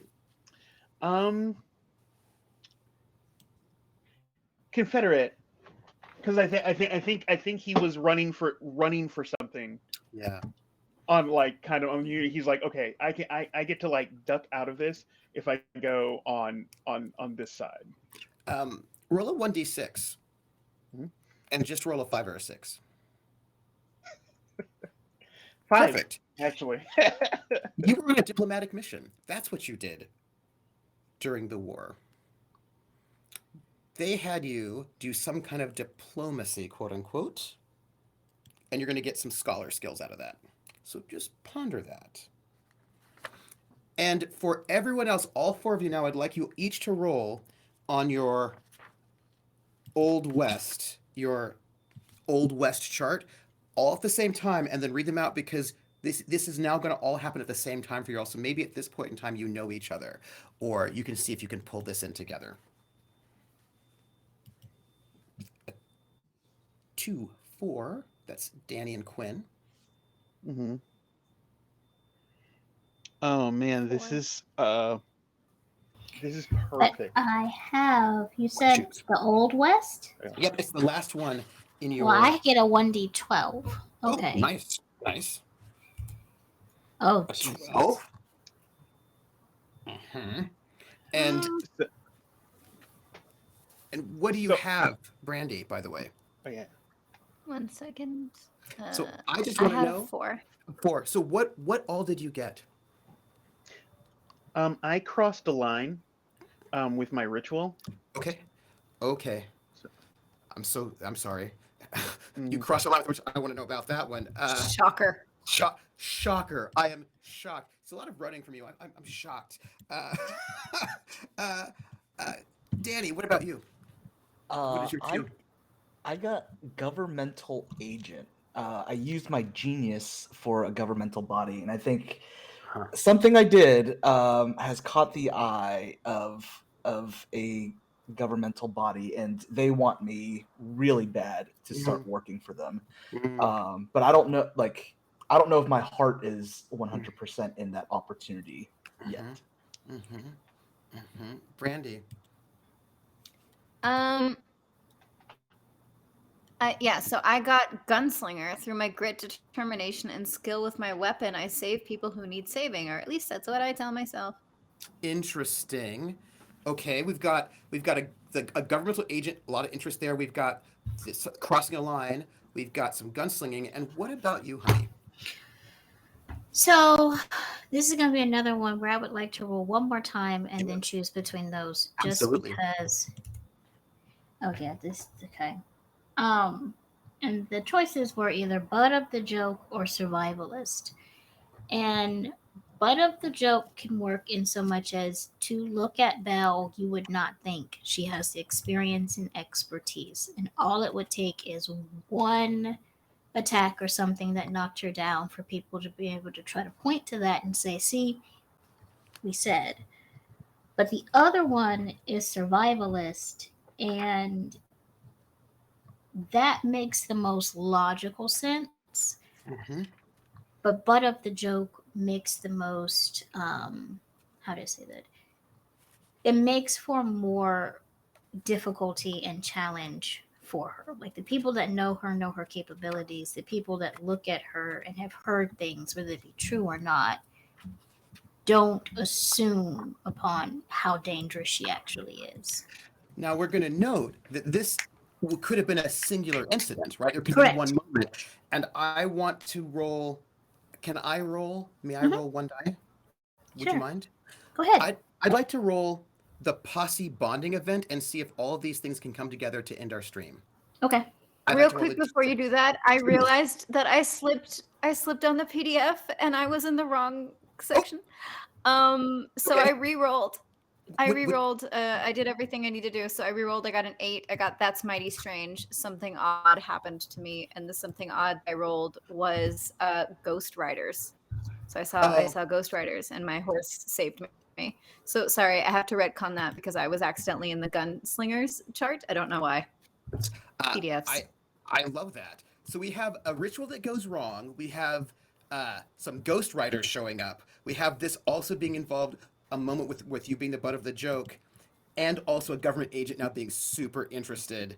Uh, okay, and I'm gonna just roll this d6 to find out how we're gonna end this in a moment. Boomtown security. The group was hired to perform security for a boomtown. Was it eventful? So something happens that ends up with all of you end up being basically the protectors of hope that involves a ritual gone crossing the line, a government agent being interested, a butt of the joke, and the ghost riders. How does that work, my friends? And by the way, did you do your job or rob the town and ride out? I think we Yeah, I right think off we the did bat, our I think. job. yeah. Well, maybe y'all did. I'm thinking because I'm in, like I would assume that they hired me as the gadgeteer to come up with something. So I was on the inside, Yeah. and maybe I didn't see some things that I gelled with, because this isn't Hope, right? They hired us from Hope. It's up to you all. You can choose. Either this brought you to hope, or this was not hope. This is y'all's choice. Okay. Oh, I think maybe it's hope related. I feel like um, maybe it didn't happen in there, but we did it maybe on behalf of hope, right? Like we did it like maybe like some Yeah. mission into some other, Because this is the thing you that know. really brings you all together as a group. This thing, this event that happens, is what brings you all together. I kind of feel like maybe one of the sort of one of the other like towns has been sort of threatening hope, and we sort of went back with sort of like counter intimidation, be like, oh hey, we got something for you, right? Mm. Which is where we bring out the gadgets and the demon and stuff like that, and we'll be like, so we'll stop this, but what if we got, like, I know on the cross line ritual there is something about a town being destroyed as Uh-huh. part of it, so it Uh-huh. can be pretty potent. Yeah. And Oh. it's possible that they just, at this time, I did not know everyone well enough to even know what they were going to do. And I get caught in that particular crossfire and badly Mhm. injured. Yes. Mhm. Yes. Um, Yeah. and that's how I meet everybody is I go in to try to help people without Yeah. knowing that you all are in there to endeavor to sabotage people. Yeah. And I'm Mhm. hurt by that, but just also kind of like, hey, what's up? I'm Belle. Yeah. Who wants to fix this hole in my stomach? You Mhm. know, just Yeah. just Mhm. Mhm. I'll volunteer to fix the I hole, think too. that works out well because then the drover is also like, okay, I've come in also to help. Mhm. Wow, you're here to help. You're injured. What the, HE double hockey Mhm. sticks are you two doing? Yeah. And Mhm. then just like, trying to help and save Mhm. where I can. Yeah. And I'm, that's how we all get together. I'm picturing there's just like one moment it's like where where Moses is just like, okay, I'm just gonna like summon, like, the demon and stuff like that, and it's like, oh, you're just gonna summon, like, wait, what? Right? And like, Um, and release. so I'm going to say that there was a town, and this is probably going to be like what, a year or two ago, maybe something like that. Okay, yeah. That was big, full of a lot of sort of like kind of wealthy people trying to push their weight around, and they wanted to push you all out, right? This town was like, fairly aggressive because look, they want your space, they want your land, like heavy-handed, like coming in, like threatening and all that. Uh, you go take care of it, and in the process, the entire town is destroyed. Destroyed. And like in flames, right? And I feel like Nori sees the Ghost Riders leaving, like like something not good is coming out of this in some kind of a way, and somebody from the town, a couple people from that town escaped though. One of them uh, is a bit of a government official, let's say, whatever that might mean. And there is a new town that has been built, Jonestown Refuge, Johnstone's Refuge, which is an all-white town led by one or two of the survivors of that old town, that because they were very, very rich, had a lot of influence, able to rebuild, and they maybe are not happy with your town. Let's say that. Let's say perhaps they're not perhaps they're not a little they're a little unhappy about your town, um, and I feel like that will be where we start next week, Okay. my friends. Awesome. Mhm. I love it. I would like at this moment, each one of you, we're going to do our outros because that is it. That is it. So if you would tell me who you are, give a plug, and let me ask you this question to answer, because I always like to give something for you to answer. You have been in Hope. Now it's been 2 years. You found silver has been found in Hope. Hope is now booming. There are people coming into Hope in large, large numbers. You're doing so, so well. It's so great. But Johnstone's Refuge, which is currently an all-white town full of people who are not happy uh, with you all, which is also now quite prosperous, is your rival town, and they are lurking, and some threats have started. What does your character think about that at this moment? Is my question. Uh, Brandy. Hi, everybody. I am Brandy Rose. You can find me on Twitter at the Brandy Rose. You can find all of my links and my socials at brandyrose.card. That's CARRD.co. There you can find a list of all of my guest appearances, all of my credits, and all of the shows because I produce I produce and I host and I co-host a lot of shows. We're actually hitting 10 this year. Two of my main flagship shows are Eat Crit and Cringe Warning. So if you like TTRPGs, you want to support creators of color, you want to see how they did what they do from beginning to current, check out Eat Crit. We just wrapped, more or less, we're currently wrapping the first season of Eat Crit, and on the other episodes, we air twice a week. You get to see, well, hear me speed run and DM off the cuff a new indie game designed by another BIPOC creator every single week. So make sure to check that out. Or if you like anime or you are very passionate about your hobbies, you should check out Cringe Warning, which was born out of the fact that I'm afflicted with cringe to a point where I am very proud of it. And you should check it out because I get some really amazing creators on that show to talk about their passion projects and the things that they love. And it's also where I met my best friend. So, you know, it's always fun. All of my games, all of my stuff, the things that I design and work on, you can find it on my Twitter at the Brandy Rose. And Nori has settled in now. We've been in Hope for 2 years.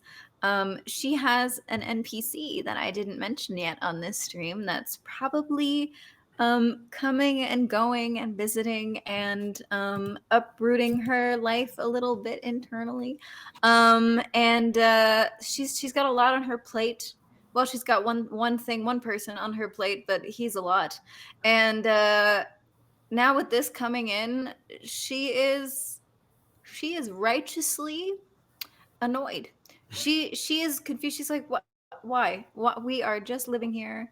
But if I have to get out there again after 2 years of relative peace, I will do that. I will do what needs to be done to protect this town and its wonderful people. I love it. I love it. Thank you so much. Danny.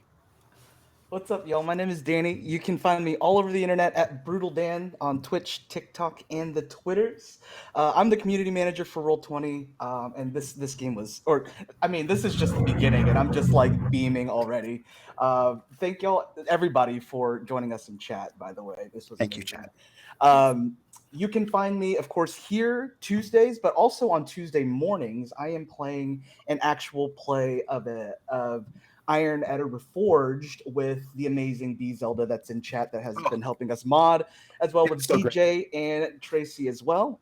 Every other Wednesday, you can find me on the Friends Who Roll Dice channel playing in Urban Shadows 2nd edition as well. And yeah, I'm just super stoked. I think for Raiden, he has been tasked to set up create ways to prove that these people from Johnstone's Refuge, that they are actually creeping on our territory, that they're here. We haven't had proof yet. We've just heard ramblings. And Raiden has been tasked by the government to come up with a way to to catch them in the act.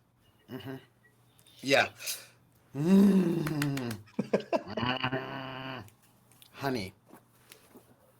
Hi, everybody. I'm Honey, aka Honey and Dice. You can find me on Twitter at Honey and Dice. You can find me on Instagram at Honey and Dice. There's nothing there. I just didn't want anyone to take the name. My credits, everything that I'm working on, and so on, including the Love Your You initiative and Honey Bunches of Hope. Ha ha ha ha! I love that name. Charity initiatives can be found there as well. Outside of that, I run games, I play games, I write games, but more than anything, I like to remind people that to love your you. And if that's hard today for whatever reason, know that that's okay, because it's okay to be okay and it's okay to not be okay. Surround yourself with people who celebrate your successes and support you through your challenges. If they're only there at one time or the other, they were never there for you to start with.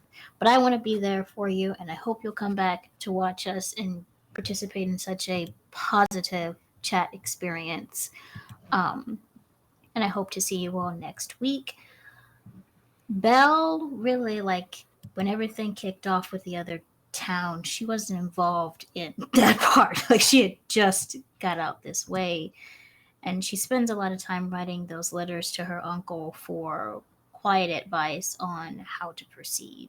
She's a very, very strategic person, prefers to read her books or explore and stay to herself. But because the people she's started to learn to care about are in danger, she's trying to strategize kind of like, how do we approach this in a way that protects us? And she's still trying to investigate what happened, because it hurts her heart because of the attack that happened when she was little, Yeah. and how Yeah. that kind of is a lasting impression, Yeah. that a whole town of people lost their town, lost their homes, and so on, and that it was something due to her group of associates. So, Ooh. Quinn, Yeah. before you say Sorry. anything, I just want you to know one thing. It shouldn't have happened that way. No, that is not how it was written down at all. No, something happened that took what you meant to do and did that. That something happened. I don't know what. Maybe I do. Go ahead. Give us your outro. Yeah. So Quinn Murphy. I am a game designer. I talk too much about it on Twitter under QH_Murphy, and I don't have anything like coming out right now,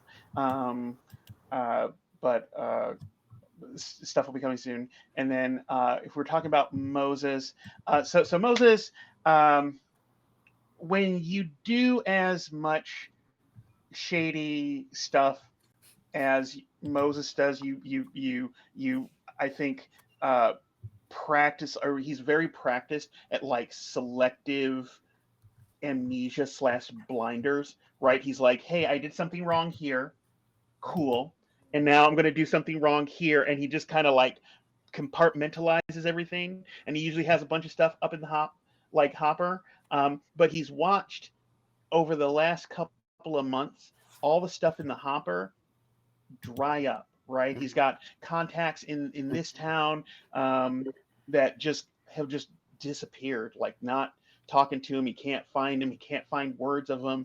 And so like all these lines he has coming in are drying up. He thought it was his sibling that hates him at first, right? But it's happening to that sibling too. Yeah. And so now I think when we start play, he's like pulling out his hair, Yeah. trying to figure out where all his money's going. Yeah. My friends, I am Trooper SJP, and I am the I don't know, the ring master, the juggler. I don't know, for this amazing crew of people.